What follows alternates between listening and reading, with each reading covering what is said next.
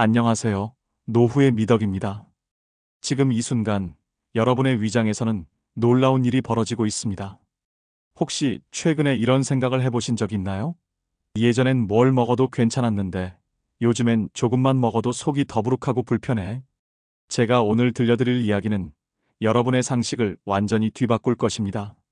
77세 박정순 할머니는 매일 아침 7시에 일어나 현미밥에 나물 반찬, 저염 된장국으로 아침을 드셨습니다. 20년 넘게 이런 완벽한 건강식을 고집하셨죠. 그런데 왜 지난달 병원에서 심각한 영양 부족 상태라는 진단을 받았을까요? 더 충격적인 건 박할머니와 같은 상황에 있는 어르신들이 우리 주변에 생각보다 훨씬 많다는 사실입니다. 건강하게 먹고 있다고 생각했는데 실제로는 몸이 필요로 하는 영양소를 제대로 흡수하지 못하고 있었던 거죠. 저는 35년간 노인의학과에서 수천 명의 어르신들을 만나온 의사입니다. 오늘 이 영상을 끝까지 보시면 왜 건강식만으로는 부족한지, 그리고 진짜 필요한 것이 무엇인지 명확히 아실 수 있을 것입니다. 혹시 지금 내가 먹는 방식이 정말 맞는 건가? 하는 의문이 드신다면 이 영상이 여러분에게 새로운 길을 제시해 드릴 것입니다. 절대 끝까지 놓치지 마세요. 구독 버튼과 좋아요를 먼저 눌러주세요. 그래야 더 많은 건강 정보를 놓치지 않고 받아보실 수 있습니다. 여러분은 지금까지 나이가 들면 소화가 안 되는 게 당연하다고 생각하셨을 것입니다.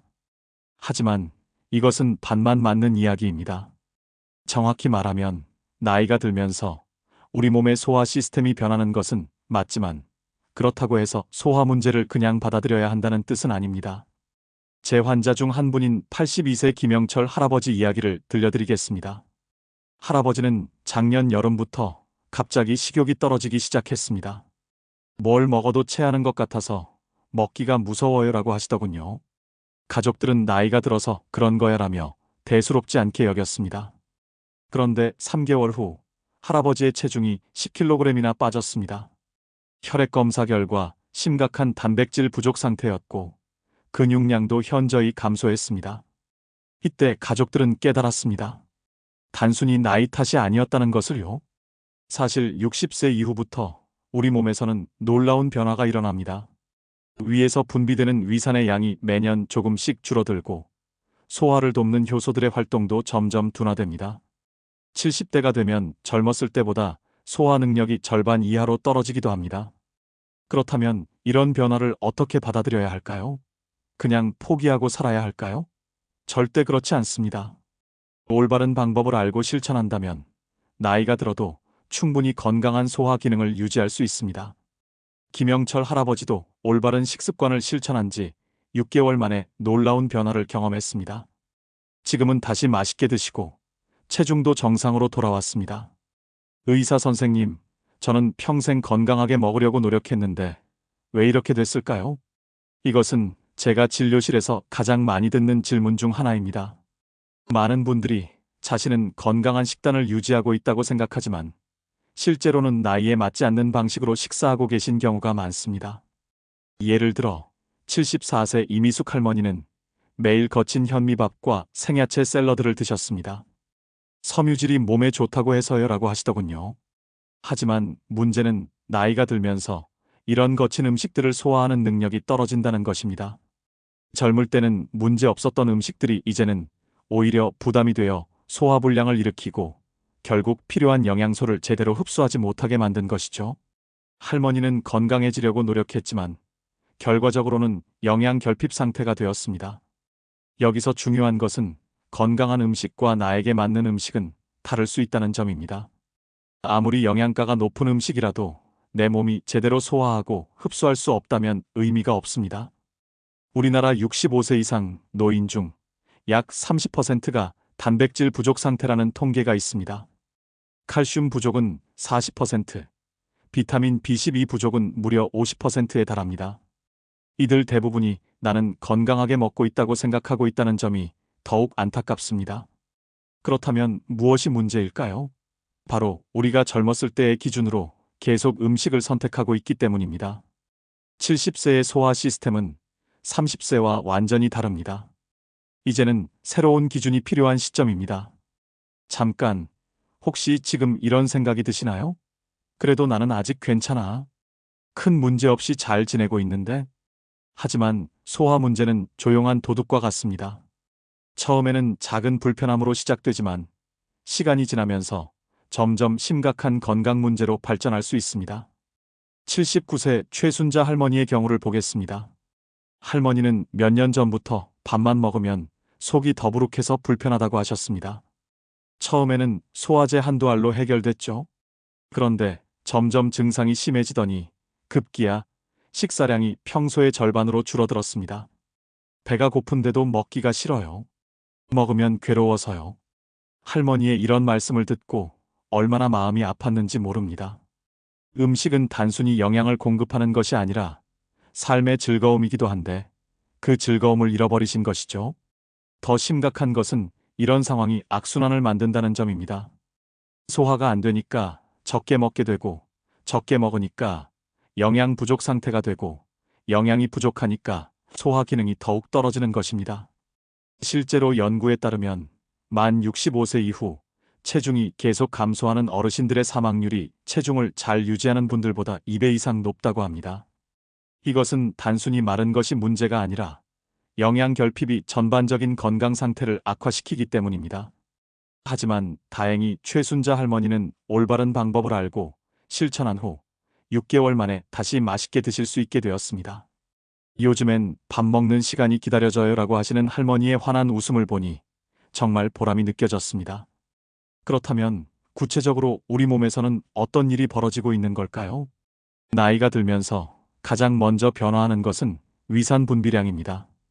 위산은 음식을 소화하는 데 꼭 필요한 성분인데 60세부터 매년 3에서 5%씩 줄어들기 시작합니다. 75세가 되면 젊었을 때의 절반 정도밖에 분비되지 않습니다. 또한 소화 효소의 활동도 현저히 떨어집니다. 특히 단백질을 분해하는 효소와 지방을 분해하는 효소의 감소가 두드러집니다. 이 때문에 고기나 생선 같은 단백질 식품을 먹으면 소화가 잘 안 되는 것을 느끼시는 분들이 많습니다. 장의 움직임도 느려집니다. 젊을 때는 활발하게 연동운동을 하던 장이 나이가 들면서 움직임이 둔해집니다. 이 때문에 변비가 생기기 쉽고 음식물이 장에 오래 머물면서 가스가 차거나 복부 팽만감을 느끼게 됩니다. 여기에 더해서 침 분비량도 줄어듭니다. 침에는 소화를 돕는 효소가 들어있는데 이것이 줄어들면 입안에서부터 소화가 제대로 시작되지 않습니다. 그래서 같은 음식을 먹어도 소화가 더 어려워지는 것입니다. 하지만 이 모든 변화가 정상적인 노화 과정이라고 해서 그냥 받아들여야 할까요? 그렇지 않습니다. 적절한 방법을 통해 이런 변화에 현명하게 대처할 수 있습니다. 실제로 제가 만난 많은 어르신들 중에서 올바른 식습관을 실천하시는 분들은 80세, 90세가 되어도 여전히 건강하게 식사를 즐기고 계십니다. 81세 김동수 할아버지는 요즘 젊은 사람들보다 내가 더 잘 먹는다고 농담도 하실 정도입니다. 이제 구체적인 해결책을 말씀드리겠습니다. 제가 35년간 임상에서 확인한 가장 효과적인 방법들입니다. 첫 번째로 중요한 것은 소화를 돕는 음식을 적극적으로 활용하는 것입니다. 우리 몸에서 소화 효소가 부족해진다면 외부에서 이를 보충해주면 됩니다. 가장 좋은 방법은 자연 상태의 소화 효소가 풍부한 과일을 활용하는 것입니다. 파인애플에는 단백질 분해 효소인 브로멜라인이, 키위에는 액티니딘이, 파파야에는 파파인이 들어 있습니다. 이런 과일들을 식사와 함께 드시면 소화가 훨씬 수월해집니다. 78세 박영희 할머니는 매 식사 때마다 파인애플 2조각을 드시기 시작했습니다. 처음에는 반신반의했는데 정말 속이 편해지더라고요. 이제는 파인애플 없이는 밥을 못 먹겠어요 라고 하십니다. 과일이 부담스러우시다면 발효식품을 활용하는 방법도 있습니다. 요구르트, 김치, 된장 같은 발효식품에는 유익한 미생물들이 들어있어서 소화를 돕고 장 건강을 개선합니다. 다만 너무 짜거나 매운 것은 피하시고 순한 맛의 발효식품을 선택하세요. 중요한 것은 이런 음식들을 약처럼 생각하지 말고 일상적인 식사의 일부로 자연스럽게 포함시키는 것입니다. 특별한 것이 아니라 매일의 습관으로 만드는 것이 핵심입니다. 또한 이런 음식들을 드실 때도 개인차를 고려해야 합니다. 위가 예민한 분들은 처음에는 소량부터 시작해서 점차 늘려가는 것이 좋습니다. 무엇보다 내 몸의 반응을 잘 관찰하면서 조절하는 것이 중요합니다. 두 번째로 중요한 것은 식사의 패턴을 바꾸는 것입니다. 많은 어르신들이 젊었을 때와 똑같이 하루 3번 푸짐하게 드시려고 합니다. 하지만 이것은 노화된 소화 시스템에는 큰 부담이 됩니다. 나이가 들면 한 번에 많은 양을 처리하는 능력이 떨어집니다. 마치 작은 엔진으로 큰 짐을 끌려고 하는 것과 같습니다. 엔진에 무리가 가고 결국 제대로 작동하지 않게 되죠. 해결책은 간단합니다. 하루 총 식사량은 그대로 유지하되 횟수를 늘리는 것입니다. 3번 대신 5번, 6번으로 나누어 드시는 것이죠. 83세 정혜순 할머니의 경우를 보겠습니다. 할머니는 매 식사 후마다 심한 복부 팽만감으로 고생하셨습니다. 그런데 같은 양의 음식을 5번에 나누어 드시기 시작한 후 이런 증상이 거의 사라졌습니다. 이제는 식사 후에도 몸이 가벼워요. 왜 진작 이렇게 하지 않았을까 후회돼요 라고 하십니다. 특히 저녁 식사는 가볍게 하는 것이 중요합니다. 밤에는 소화 기능이 더욱 떨어지기 때문에 무거운 음식을 드시면 속이 불편하고 잠도 제대로 올 수 없습니다. 저녁은 소화가 쉬운 음식으로 가볍게 그리고 잠들기 최소 3시간 전에는 마치는 것이 좋습니다. 또한 식사할 때는 천천히 충분히 씹어서 드시는 것도 중요합니다. 나이가 들면서 침 분비량이 줄어들기 때문에 더욱 꼼꼼히 씹어서 음식을 잘게 부수고 침과 잘 섞이도록 해야 합니다. 이런 작은 변화들이 모여서 큰 차이를 만들어냅니다. 3번째는 물 마시는 방법을 바꾸는 것입니다. 많은 분들이 식사 중에 물을 많이 드십니다. 목이 마르니까, 음식이 잘 넘어가지 않으니까 하시면서요. 하지만 이것이 오히려 소화를 방해할 수 있다는 사실을 아시나요? 식사 중에 물을 많이 마시면 위산과 소화 효소가 희석됩니다. 그래서 같은 음식을 먹어도 소화가 더 어려워지는 것입니다. 특히 나이가 들어서 이미 위산과 소화 효소가 부족한 상황에서는 더욱 문제가 됩니다. 올바른 방법은 식사 30분 전에 물을 충분히 마시고 식사 중에는 가능한 한 적게 마시는 것입니다. 그리고 식사 후 1시간 정도 지나서 다시 충분히 마시는 것이죠. 76세 이정숙 할머니는 이 방법을 실천한 후 놀라운 변화를 경험했습니다. 평생 식사 때마다 물을 마셨는데 그게 문제였다는 걸 몰랐어요.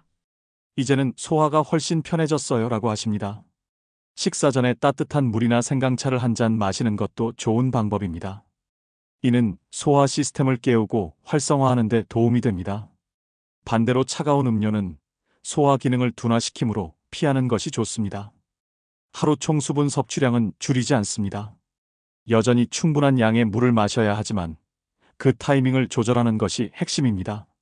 아침에 일어나서 한 잔, 오전 중간에 한 잔, 오후에 몇 잔, 저녁에 몇 잔 이런 식으로 식사 시간을 피해서 마시면 됩니다. 물의 온도도 중요합니다. 너무 차가운 물보다는 미지근하거나 따뜻한 물이 소화에 더 도움이 됩니다. 4번째는 식사와 관련된 가벼운 운동입니다. 운동이라고 하면 부담스러우실 수 있지만 정말 간단한 움직임만으로도 큰 효과를 볼 수 있습니다. 식사 전 5분에서 10분 정도 가볍게 걸어보세요. 이는 소화액 분비를 촉진하고 소화 시스템을 준비 상태로 만듭니다. 멀리 갈 필요도 없습니다. 집안에서 왔다 갔다 하거나 마당을 한 바퀴 도는 것만으로도 충분합니다. 식사 후에는 15분에서 20분 정도 천천히 산책하는 것이 좋습니다. 이는 음식물이 위에서 장으로 이동하는 것을 돕고 장의 연동 운동을 활발하게 만듭니다. 80세 김순예 할머니는 평생 심한 변비로 고생하셨습니다. 변비약 없이는 화장실에 갈 수 없을 정도였죠. 그런데 식후 산책을 시작한 지 3개월 만에 자연스럽게 배변할 수 있게 되었습니다. 믿을 수 없어요. 이렇게 간단한 방법이 있었다니라고 하시더군요. 걷기가 어려운 분들도 걱정하지 마세요. 앉은 자세에서 상체를 좌우로 천천히 돌리거나 배를 가볍게 마사지하는 것만으로도 도움이 됩니다. 중요한 것은 식사 후 바로 눕지 않는 것입니다. 특히 식후 바로 눕는 것은 역류성 식도염을 악화시킬 수 있으므로 피해야 합니다. 최소 2시간은 앉아 있거나 가벼운 활동을 하는 것이 좋습니다. 이런 간단한 움직임들이 소화 효율을 20% 이상 향상시킬 수 있다는 연구 결과도 있습니다. 특별한 운동이 아니라 일상생활 속에서 자연스럽게 할 수 있는 움직임들이기 때문에 부담 없이 실천할 수 있습니다. 이제 이 모든 것들을 어떻게 실제 생활에서 실천할 수 있는지 말씀드리겠습니다. 가장 중요한 것은 한꺼번에 모든 것을 바꾸려고 하지 않는 것입니다. 새로운 습관을 만드는 데는 시간이 필요합니다. 첫 주에는 소화 효소가 풍부한 과일을 식사에 포함하는 것부터 시작해 보세요. 익숙해지면 다음 주에는 식사 패턴을 조절해보고 그 다음 주에는 물 마시는 방법을 바꿔보는 식으로 점진적으로 적용하시면 됩니다. 변화의 과정에서 몸이 보내는 신호를 잘 관찰하는 것도 중요합니다. 새로운 방법을 시도했을 때 오히려 불편함이 느껴진다면 그것은 내 몸에 맞지 않는다는 신호일 수 있습니다. 그럴 때는 무리하지 말고 조금씩 조절해 나가세요. 84세 조영자 할머니는 이런 방법들을 차근차근 실천한 지 6개월 만에 완전히 새로운 사람이 되었습니다. 음식 먹는 것이 이렇게 즐거운 일인지 몰랐어요. 요즘엔 손자들과 함께 맛있는 음식점도 다니고 집에서 요리하는 것도 즐거워졌어요 라고 하시더군요. 여러분도 할 수 있습니다. 나이는 단순한 숫자일 뿐입니다.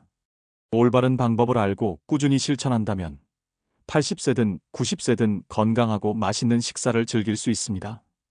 오늘부터 시작해보세요. 내일 아침 식사에 파인애플 한 조각을 추가해보는 것부터 시작하면 됩니다. 작은 변화가 큰 차이를 만들어낼 것입니다.